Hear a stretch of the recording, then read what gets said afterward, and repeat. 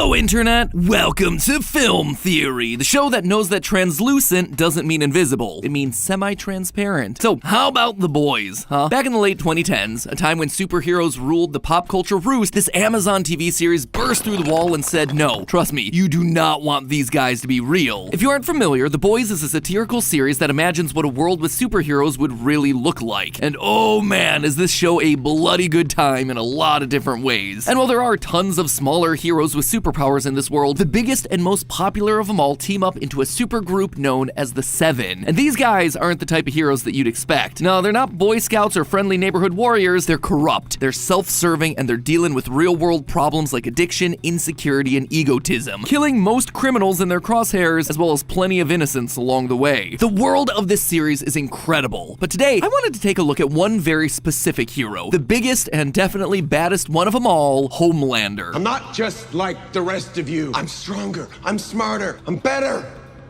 I am better! Homelander is basically this world's version of all the oldest superhero tropes. He can fly, he's super strong and fast, he's basically invulnerable, and he has himself heat vision, all while literally being wrapped in an American flag. And this is why Homelander caught the attention of my theorist brain so quickly. In this show that leans so heavily on the realistic consequences of superheroes, got me wondering, just how super is this superest of soups? And by that I mean, how strong is Homelander? Given what we see him do across the series, what are some real numbers to Homelander's power? And what would his biggest strength be? Well, loyal theorists, here's the craziest part. The thing that I think is Homelander's biggest strength definitely isn't what you'd expect. And I also think it's his biggest weakness. And knowing what that is gonna tell us a lot about where the story of The Boys is headed in future seasons. So it is clear that Homelander is just ridiculously powerful. But here's the thing. While his physical prowess is unmatched, I actually don't believe that that's what makes Homelander the most powerful of superheroes. Instead, Homelander's biggest strength, the thing that makes him the most powerful and the scariest of all the soups, it's his brand. Let me explain. 86% of young Americans want to become social media influencers because they look up to people like YouTubers and TikTokers. And this is definitely the way that soups like Homelander are treated in The Boys. I mean, just look at the interaction that Homelander has with the two kids that he saves. You boys okay?